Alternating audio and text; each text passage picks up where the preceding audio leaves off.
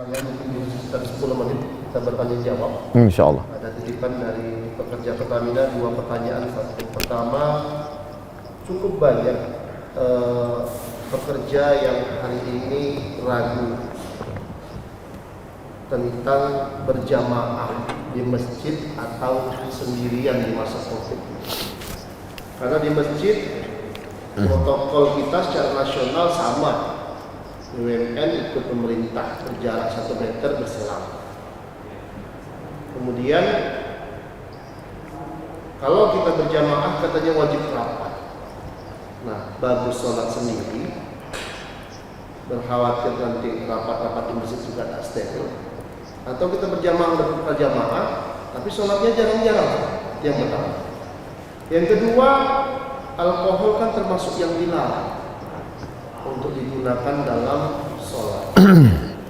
Sekarang kita mesti cuci tangan dan mengandung alkohol. Ada juga beberapa masjid menggunakan disinfektan yang disemprotkan. Nah, 2 pertanyaan ini sangat berdasar. Mau tidak mau harus kita sampaikan karena dari kemarin tolonglah tanyakan dulu. Nah, jadi nanti kita harapkan kepada Ustaz bisa menjawab 2 pertanyaan ini. Kemudian tadi dari audiens di Majelis Ulama juga sudah ada kertas titipan, saya tahu nanti sempat atau tidak. Jadi itu Ustaz, 2 pertanyaan dulu dari beberapa teman tadi saya simpulkan, yang lain mungkin nanti tidak terbaca semua, bisa kita seperti biasa kita titipkan ke panitia untuk dijawab nanti melalui WA atau online. Sementara Ustaz mau dijawab. 2 pertanyaan. Yang pertama tentang sholat di masjid, softnya jarang. Apakah merapatkan soft itu masuk di antara 3 rukun syarat wajib? Rukun syarat sholat, wajib sholat? Tidak. Andai suasana normal sekalipun. Apalagi suasana tidak normal karena adanya suatu pandemi wabah darurat. Oleh sebab itu Al-Azhar Mesir mau menunjukkan 2 fatwa. Satu fatwa secara teori, satu fatwa secara amali. Maka di bulan Ramadan kemarin dilaksanakan sholat Qiyamul Lail di Masjid Al-Azhar Kairo Mesir dengan berjarak. Untuk menjelaskan kepada umat, kami tidak hanya teori tapi langsung amali, tatbiki, menunjukkan, mengamalkan. Nih sholat berjarak di Universitas Al-Azhar. Bisa dicari videonya di YouTube. Buat di situ sholat, tulis Qiyamul Lail Ramadan Al-Azhar, nampak tulisan berjarak, untuk menunjukkan bahwa sholat berjarak ini sah.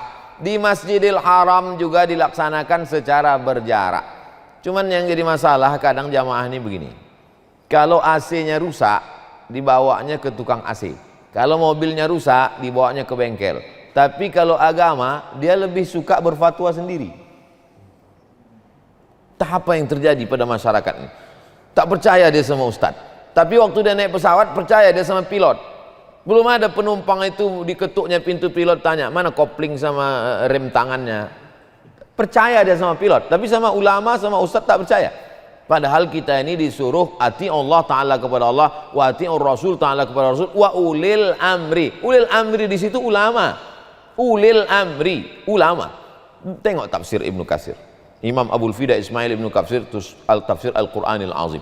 Oleh sebab itu kalau sudah ulama di Al-Azhar mengatakan sholat berjarak sah, ulama di Saudi Arabia mengatakan sholat berjarak itu sah, laksanakanlah. Kenapa ragu juga lagi? Adapun masalah khawatir ragu, saya ini Pak Ustadz ragu saya ke masjid ini kena COVID. Seingatku kau tak ada COVID, memang tak pernah ke masjid. Jadi COVID ini sebagai alasannya saja. Maka saya ketua masjid, saya di komplek perumahan ketua masjid, maka saya buat di situ protokol kesehatan. Di depan masjid itu sudah ada cuci tangan, walaupun nanti dia berwudu karena yang pakai sabun. Lalu kemudian karpet digulung, lalu kemudian sop berjarak, tak ada salaman, lalu kemudian tetap pakai masker. Jadi kalau sudah kita laksanakan protokol kesehatan, kena juga, itu memang sudah ajalnya sampai. Orang ini kalau memang sudah lantamu tanapsun, orang tak akan mati hatta tastakmila rizqaha wa ajalaha. Orang kalau mati itu ajalnya sampai. Setengah mati COVID itu mengganggu, kalau tak sampai ajal tak mati. Tapi kalau sudah sampai mati, minum kopi pun orang mati. Oleh sebab itu maka iman ini mesti kuat. Kalau iman kuat, imun naik. Kalau imun naik, COVID itu ada kekebalan tubuh pada diri kita ini. Nanti kalau saya teruskan bicara masalah kesehatan ini, didengar sama dokter, man takallama fi ghairi fannihi atabil ajaib. Siapa yang bicara bukan pada bidangnya, ngomongnya ajaib-ajaib. Oleh sebab itu maka kita ini mensikapi COVID ini tetap ikhtiar. Itu Ahlus Sunnah wal Jamaah. Kalau ada berserah diri aja, aku terserah aja lah Pak Ustaz, itu Jabariyah, itu halul bid'ah. Kalau ada pula orang yang menafikan takdir, itu namanya Qadariyah, Mu'tazilah. Nanti diluruskan Dr. Amar Adli yang lama mendalami Mu'tazilah. Oleh sebab itu maka kita ada usaha, ada ikhtiar. Ikuti protokol kesehatan. Jangan lantang sombong kali mau menelan COVID pula. Nah, tetap kita laksanakan. Ini tentang masalah sholat berjarak itu sudah dua arah, Mesir dan Saudi Arabia menyatakan sah. Yang kedua, tentang masalah khamar, masalah alkohol itu najis atau tak najis. Dua fatwa ulama tentang alkohol. Saya baca fatwa Syekh Atiyah Shaqar yang mengatakan alkohol itu najis. Ini dalilnya. Innamal khamru wal maisir wal ansab wal azlamu rijsun. Sesungguhnya khamar, judi, wal ansab menyembelih binatang untuk berhala, sajen, wal azlam mengundi nasib, rijsun najis.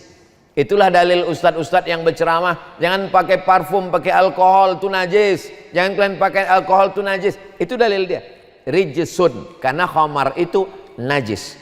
Dibantah oleh Syekh Atiyah Shaqar. Kata Syekh Atiyah Shaqar, khamar tak najis. Mana dalilnya?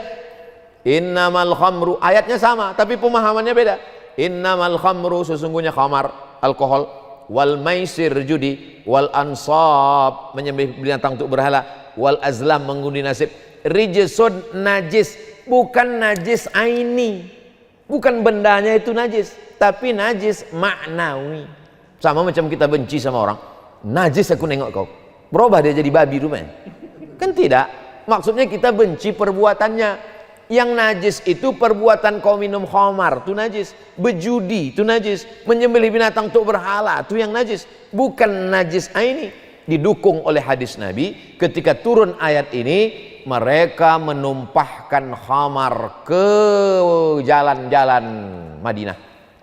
Innamal khamru wal maisiru wal ansabu wal azlamu rijsum min amali syaitan fajtanibu, jauhilah perbuatan setan. Najis, perbuatan setan jauhi. Mereka tumpahkanlah khamar ini ke jalan-jalan kota Madinah. Dan jangan lupa, waktu itu Masjid Nabawi belum pakai semen dan mereka banyak yang tak bersandal. Mereka menginjak khamar yang kering itu, masuk mereka ke Masjid Nabawi, mereka sholat. Seandainya najis, pasti kata Nabi, gali tanah, masukkan dalam kubur supaya tak terinjak. Itulah dalil menunjukkan bahwa alkohol itu tidak najis aini, tapi najis maknawi. Nah, begitu juga dengan beberapa fatwa yang saya baca yang dikeluarkan ormas. Untuk lengkapnya saya punya di rumah, sampulnya warna biru. Fatwa-fatwa Majelis Ulama Indonesia dari tahun 1907 sekian sampai tahun sekian. Itu penting untuk edukasi anak-anak cucu keluarga kita. Kita punya perpustakaan pribadi, kalau tafsir, hadis, ada pula fatwa. Itu terkait dengan yang ragu cuci tangan, hand sanitizer dengan alkohol, maka tak perlu ragu sedikit pun dengan fatwa ini. Wallahu a'lam bishawab. Maaf. Barakallah. Baik, kalau yang tadi pertanyaan sudah kita jawab, ini ada beberapa pertanyaan dari mewakili hadirin di Majelis Ulama Indonesia terkait masalah tematika itu dijelaskan. Dengan situasi dan kondisi negara kita sekarang ini, bentuk hijrah yang bagaimana yang dilakukan oleh pemerintah dan umat? Bentuk hijrah bagaimana, Ustaz? Ini mungkin bisa diberikan nasihat atau pendapat dari Ustaz untuk hijrah bagaimana dengan kondisi hari ini untuk yang laku dilakukan oleh pemerintah dan masyarakat. Ini Ustaz mungkin terakhir pertanyaan sebelum doa. La hijrata ba'dal fathi. Setelah pembebasan kota Makkah tak ada lagi hijrah. Pembebasan kota Makkah tahun 8 Hijrah. Nabi datang membawa 10.000 pasukan. Maka setelah itu tak ada lagi hijrah, karena Makkah sudah menjadi Darussalam, negeri Islam. Sebelum itu orang disuruh hijrah dari kota Makkah ke kota Madinah, dari Daril Harb, negeri perang, kepada negeri salam. La hijrah ba'dal fath. Setelah pembebasan kota Makkah tak ada lagi hijrah. Lalu yang dimaksud dengan sekarang ada pemuda hijrah, bikers hijrah, jilbabers hijrah, mak-mak hijrah.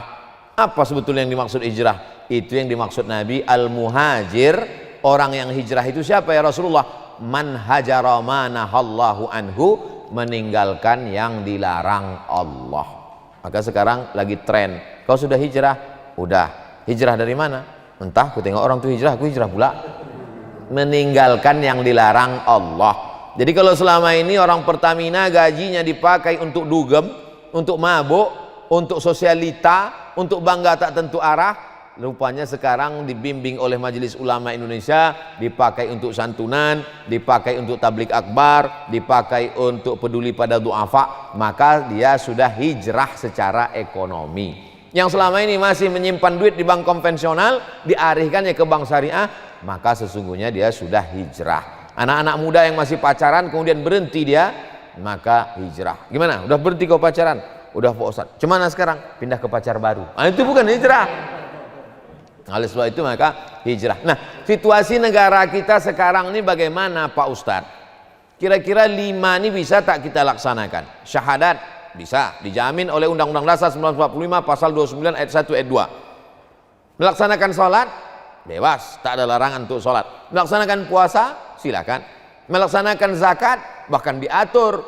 Bahkan beberapa zakat yang dibayarkan secara resmi ke Basnas, ada bukti pembayarannya mengurangi pajak. Pegawai PT Minyak nelpon saya, Assalamualaikum Ustaz. Waalaikumsalam. Kemarin saya bayar pajak, saya berikan semua bukti, katanya ini Bapak 2 juta pajak Bapak berkurang karena sudah bayar zakat. Halalkah ini? Saya bilang halal. Karena itu digodok oleh saudara-saudara kita di parlemen, dari partai-partai yang memperjuangkan zakat, dan berhasil bahwa kalau bayar zakat ke lembaga resmi bisa mengurangi pajak. Oleh sebab itu, lalu kemudian haji terselenggara dengan baik.